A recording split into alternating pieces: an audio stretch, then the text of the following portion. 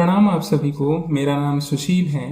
सुभद्रा जी की संवेदना समाज के भीतर धंसकर उन सच्चाइयों की, उस क्रूर यथार्थ की पहचान करती है जो सामाजिक प्रगति के रास्ते में रोड़े पत्थरों की भांति बिखरी फैली पड़ी है। यह उनकी कहानी में हमें देखने को मिलता है। आज हम उनकी कहानी हींग वाला का पाठ करते हैं। अम्मा, हींग लेगा? कहता हुआ एक खान लगभग 35 साल का आंगन में आकर रुक गया। पीठ पर बंधे हुए पीपे को खोलकर उसने नीचे धर दिया और मौलश्री के नीचे बने हुए चबूतरे पर बैठ गया। भीतरी बरामदे से एक 9-10 बरस के बालक ने बाहर निकलकर उत्तर दिया, अभी कुछ नहीं लेना है, जाओ। पर खान इतने में भला क्यों जाने लगा।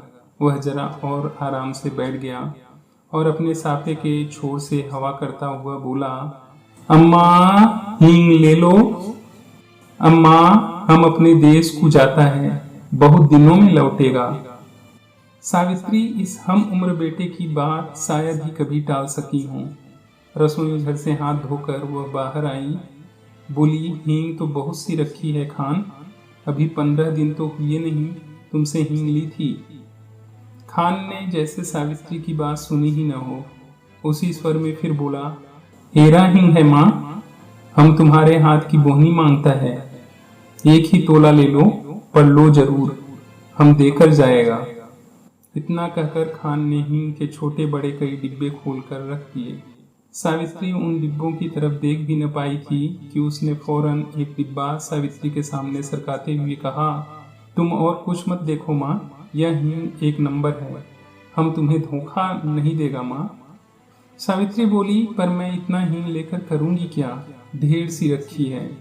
खान बोला, कुछ भी ले लो अम्मा, हम देने के लिए आया है, घर है, पड़ी रहेगी। फिर आज हम अपने देश को जाता है, खुदा जाने कब लौटेगा। और खान बिना उत्तर की प्रतीक्षा किए हींग तोड़ने लगा। इस पर सावित्री के बच्चे बहुत नाराज हुए।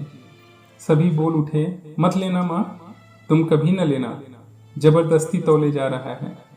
जब हींग तोलकर पुड़िया बनाकर सावित्री के सामने खान ने रख दिया, तब सबसे छोटे बच्चे ने पुड़िया उठाकर खान के पास फेंकते हुए कहा, ले जाओ, हमें नहीं लेना है, चलो माँ अंदर चलो। सावित्री ने किसी की बात का उत्तर न दे हींग की पुड़िया उठा ली और पूछा, कितने पैसे हुए खान? 6.25 आने पैसे अम्मा, खान ने उत्तर दिया। सावित्री ने 5 पैसे तोले के भाव से 6.25 आने पैसे लाकर खान को दे दिए। खान सलाम करके चला गया, पर सावित्री के बच्चों को माँ की यह बात अच्छी न लगी। वे तीनों बहुत नाराज थे। उन्हें यही लग रहा था कि माँ ने खान को इतने पैसे दे दिए हैं, अभी हम मांगे तो कभी न दें। सबसे छोटा बच्चा, जिसकी उम्र 6 साल के लगभग थी, बोला, भैया मांगो तो भला माँ से पैसे, फिर हम लोग मलाई का बर्फ खाएंगे। बड़े लड़के ने कहा, माँ तुमने खान को वैसे ही 6 आने पैसे दे दिए हैं, हींग की कुछ जरूरत नहीं थी। इसके आगे उसे कुछ कहने का साहस न हुआ, पर छोटे के कानों में तो मलाई के बर्फ वाले की आवाज गूंज रही थी। मलाई का बर्फ, ठंडा बर्फ। वह माँ से बिगड़ कर बोला, दो माँ, 6 आने पैसे हमको भी दो, हम बिना लिए न रहेंगे। लड़की, जिसकी उम्र 8 साल की थी, बड़े गंभीर स्वर में बोली, तुम माँ से पैसा न मांगो, वे तुम्हें न देंगी, उनका बेटा तो वही खान है, हम नहीं हैं। सावित्री को बच्चों की इन बातों से हंसी आ रही थी, किंतु उसने अपनी हंसी दबाकर बनावटी क्रोध में कहा, चलो चलो, बड़ी बातें बनाने लग गए हो, खाना तैयार है, खाओ। छोटा बोला, पहले पैसे दो, तुमने खान को दिए हैं।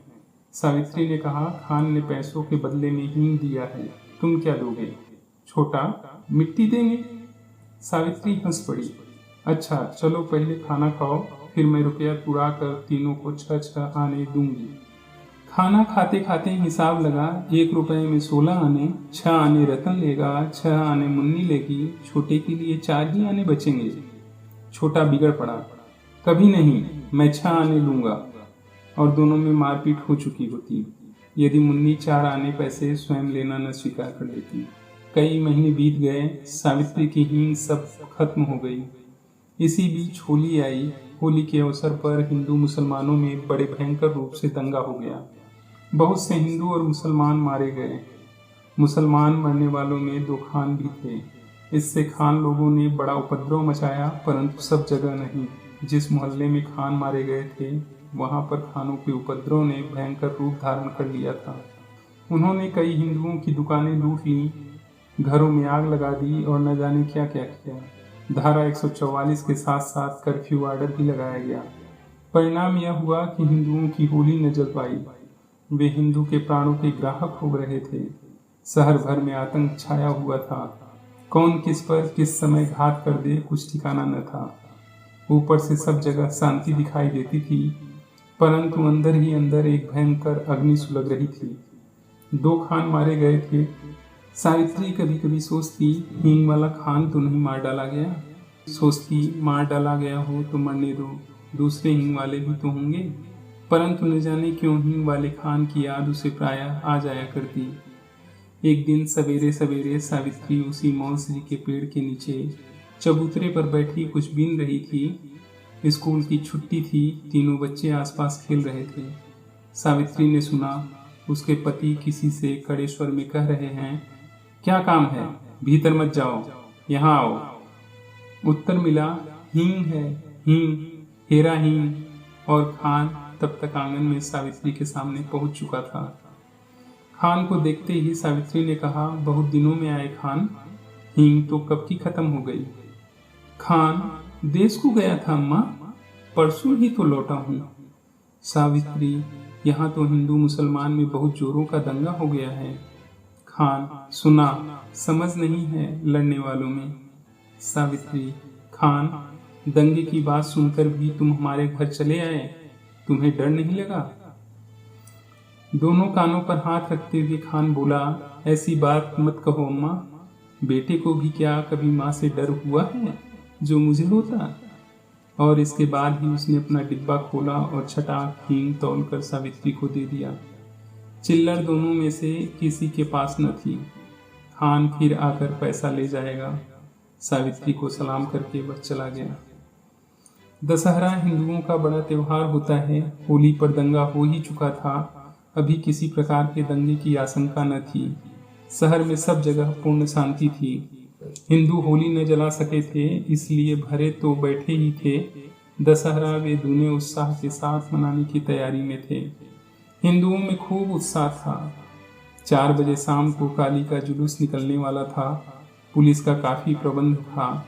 किसी प्रकार के दंगे की आशंका न होते हुए भी सावधान रहने की जरूरत थी। सावित्री के बच्चों ने कहा, हम भी काली का जुलूस देखने जाएंगे। सावित्री के पति शहर से बाहर गए थे। सावित्री स्वभाव से ही कुछ भीरू थी, फिर भला बच्चों को जुलूस देखने कैसे भेज दे, जबकि पति भी घर में नहीं है। उसने बच्चों को पैसों का, खिलौनों का, सिनेमा का न जाने कितने प्रलोभन दिए, पर बच्चे न माने सो न माने। नौकर श्यामू स्वयं जुलूस देखने को बहुत उत्सुक हो रहा था। उसने कहा, भेज दो न माँ जी, मैं अभी तो दिखा कर लिए आता हूँ। मोहल्ले के और भी तो लोग गए हैं। और कई कल्पित नाम श्यामू गिना गया। अब बच्चों ने और भी जोर पकड़ा। उनका एक समर्थक भी तो बढ़ गया था ना। लाचार इच्छा न होते हुए भी सावित्री को काली का जुलूस देखने के लिए बच्चों को भेजना पड़ा, परंतु उसने बार बार श्यामू को ताकीद कर दी कि दिन रहते ही बच्चों को लेकर लौट आवे। बच्चे तो खुशी खुशी काली का जुलूस देखने गए और इधर बच्चों को भेजने के साथ ही सावित्री के प्राण जैसे मुरझा से गए। अब वह थी और उसका साल भर का गोदी का बच्चा। बच्चों के भेजने के साथ ही सावित्री उनके लौटने की प्रतीक्षा करने लगी, किंतु देखते देखते दिन ढल चला, अंधेरा बढ़ने लगा, पर सावित्री के बच्चे न लौटे। अब सावित्री को न भीतर चैन थी न बाहर। वह घबराई हुई बच्चों को भेज देने की अपनी मूर्खता पर पछताती हुई कभी भीतर जाती कभी बाहर आती। इतने में कुछ आदमी सड़क पर भागते हुए जान पड़े। वह दौड़कर बाहर गई। उन आदमियों से पूछा, ऐसे भागे क्यों जा रहे हो? काली का जुलूस तो निकल गया ना? एक आदमी, दंगा हो गया माँ जी, दंगा, बड़ा भारी दंगा, कहता हुआ आगे बढ़ गया। सावित्री के हाथ पैर जैसे ठंडे पड़ गए। इसी समय कुछ लोग और तेजी से जाते हुए दिखे। सावित्री ने उन्हें भी रोका। उन लोगों ने कहा, दंगा हो गया है, मस्जिद के पास पुलिस ने गोली चला दी है। लाशों के मारे सड़क बंद हो गई है, हजारों आदमी मर गए।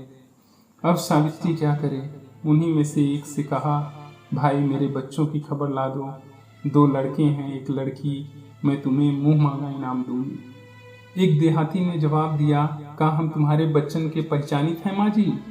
फिर जान से प्यारा कुछ हो नहीं हो, जहाँ इतनी गोली चल रही हैं, घोड़ा दौड़त हैं, हो मरन के जाए, इनाम दो चाहे खजाना उलट दो, को न जाई। और वे चले गए। सावित्री सोचने लगी, सच तो है, इतनी भीड़ में भला वे देहाती मेरे बच्चों को खोजते भी कैसे? उनसे बच्चों की खबर लाने के लिए कहना ही भूल थी, पर करे भी तो क्या करे? साल भर के गोद के बच्चे को न तो वह छोड़कर ही जा सकती थी और न लेकर ही। मोहल्ला पड़ोस में भी ऐसा कोई नहीं जिसे वह भेज दे। उसे रह रह कर अपने पर क्रोध आ रहा था। आखिर उसने बच्चों को भेजा ही क्यों? वे तो बच्चे ठहरे, जिद तो करते ही, पर भेजना न भेजना तो उसी के हाथ की बात थी। अगर वह न भेजती तो क्या बच्चे जबरदस्ती चले जाते? और वह श्यामू जब देखो तभी अपनी टांग अड़ा देता है, अभी दिखा कर लाता हूँ माँ जी, और उसका अभी अभी तक हुआ ही नहीं।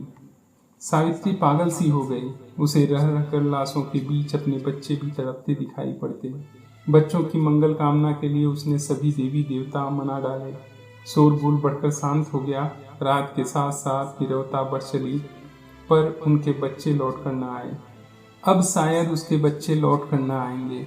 सावित्री हताश होकर सोए हुए बच्चे के पैताने जाकर गिर सी पड़ी और फूट फूट कर रोने लगी। इसी समय उसे ऐसा जान पड़ा जैसे कोई गाड़ी आकर उसके दरवाजे पर रुकी हो, और उसे वही चीर परिचित स्वर सुनाई पड़ा, अम्मा। सावित्री दौड़कर बाहर गई। उसने देखा उसके तीनों बच्चे खान के साथ सकुशल लौट आए हैं। खान ने सावित्री को देखते ही कहा, बखत अच्छा नहीं अम्मा, बच्चों को ऐसी भीड़ भाड़ में बाहर न भेजा करो। फिर सावित्री को खान से ही मालूम हुआ कि दंगा जरूर हो गया था। झूठे फायर भी पुलिस को करने पड़े, पर मरा कोई नहीं। कुछ लोग घायल जरूर हुए हैं, पर पुलिस की गोली से नहीं, पत्थरों से। अब सब जगह शांति है। बच्चे दौड़कर सावित्री से लिपट गए। छोटे ने कहा, अम्मा, खान बहुत अच्छा है। श्यामू तो हमें दंगा होते ही छोड़कर भाग गया। खान ने ही हमें बचाया, नहीं तो हमें भी चोट आती। सावित्री ने पूछा, अच्छा, अब तो खान से ही लेने दोगे? बच्चों ने एक स्वर से कहा, हाँ हाँ, जरूर लेने देंगे, खान तो हमारा दोस्त है। खान ने डपट कर कहा, नहीं, दोस्त नहीं, हम तुम्हारा भाई है, भाई।